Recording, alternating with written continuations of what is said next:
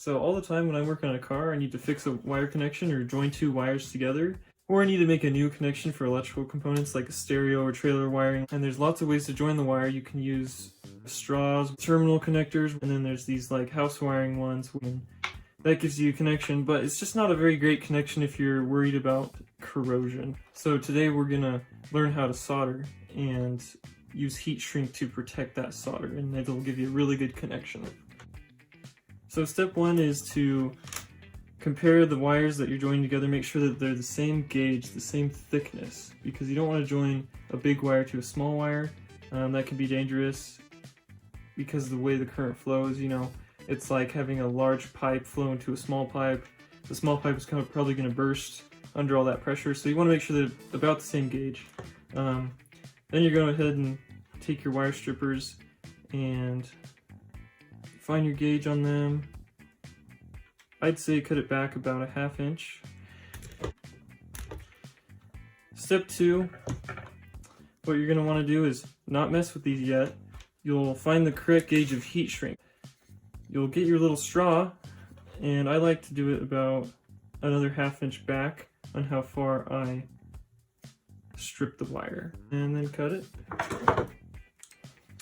So you trim yourself a piece of heat shrink, and then you'll put this on before you start soldering, because if you try and put it on after, it's not really going to work. You're going to have to either cut out your solder or unsolder the whole thing. Okay, next step, you want to fan out the wires that you just stripped, like that, both sides. Fan them out a little bit, and then join them together. Just really easy. Then I like to twist them so that they kind of hold together.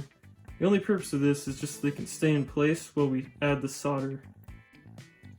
Okay, now it's time for solder. So when your soldering iron is nice and hot, you're going to want to bring that in and put it underneath, because you're going to kind of wick it in to your wires. So you might have to start the solder off by touching the tip of the iron a little bit, but once the wires are nice and hot, solder should just trickle right in like that. And that's basically it. You see how it's silver all throughout.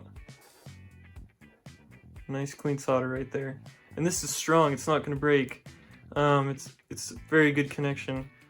And once it's cool, all you need to do is slide your heat shrink back up like that. Kind of feel where that is, make sure it's kind of centered. And then take your heat gun.